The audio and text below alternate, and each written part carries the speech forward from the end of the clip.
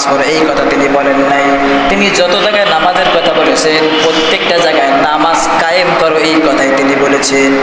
আপনি যেই দলের পিছনে ঘুরতেছেন, যেই ব্যক্তির পিছনে ঘুরতেছেন, যাদের পিছনে স্লোগান তুলছেন তারা নামাজি না, আপনার সমাজের লোক নামাজি না, আপনার ঘরের লোক নামাজি না।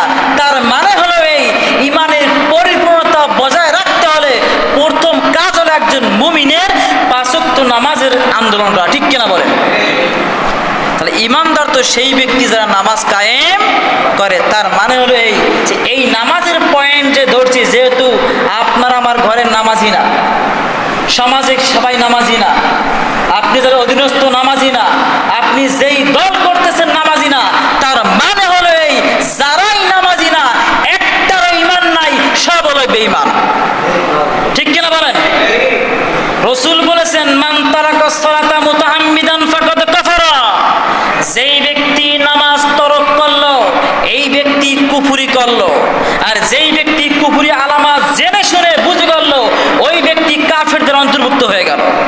নাউজুবিল্লাহ বলবেন না মনে হয়? তাহলে আপনার আমার ঘরে নামাজি হচ্ছে না, সমাজে নামাজি নাই, যেই দলে স্লোগান দিচ্ছেন এই দলের নামাজি নাই, আপনি নিজেকে মুসলমান দাবি করছেন, আমি নিজেকে মুসলিম দাবি করছি, অথচ স্লোগান দিচ্ছি যাদের দলের নামাজি নাই, নামাজের কর্মী নাই, এদের বিরুদ্ধে স্লোগান দিচ্ছি, আপনি ধরেন আপনার ইমান নাই। নামাজ কায়েমের আন্দোলন করতে হবে। আল্লাহ তাআলা 82 জায়গায় বলেছেন আকিমুস সালাত। কি বলেছেন? আকিমুস সালাত। আপনি কোরআন খুঁজবেন, একটা জায়গায় পাবেন না নামাজ পড়ো, এ কথা পাবেন না। বলা আছে আকিমুস সালাত, নামাজ কায়েম করো। নামাজ কায়েম হলো এই সমাজের 10 বছর থেকে শুরু করে বৃদ্ধ পর্যন্ত প্রত্যেকটা ব্যক্তিকে নিয়ে জামাতে নামাজ আদায় করা, এটা নামাজে কায়েম। সেটা আজকে সমাজে নেই। তার মানে প্রথম সেক্টরে কিয়ামতে আল্লাহ প্রথম জিজ্ঞেস করবেন, আউয়ালু মা ইউহাসাবু বিল আবদ ইয়াউমাল কিয়ামাতিস সালাহ। আল্লাহ কিয়ামতে বান্দার থেকে প্রথম হিসাব নেবেন নামাজের। আর নামাজে যেই ব্যক্তি পার পেয়ে যাবে বাকি যত পথগুলি আছে আল্লাহ তাআলা তাকে পার করে দিবেন। সুবহানাল্লাহ পড়েন। আর যেই ব্যক্তি নামাজেই ধরা খেয়ে যাবে, যেই ব্যক্তি নামাজে ধরা খেয়ে যাবে, ভালো করেছেন মুসলমান, যেই ব্যক্তি নামাজে ধরা খেয়ে যাবে আল্লাহর কসম করে বলছি ওই ব্যক্তি পরকালে আর একটা কদম সামনে আগাইতে পারবে না। এখন আপনি ভেবে চিন্তে যাকে সাপোর্ট করছেন বুঝে শুনে সাপোর্ট করবেন। আপনি পিছনে যাওয়া দলের সে যদি নামাজি না হয় তাহলে বুঝতে হবে আপনি একজন বেনামাজি, একজন বেঈমানের সাপোর্ট করছেন। কারণ যার মধ্যে নামাজ নাই তার মধ্যে ঈমান নাই।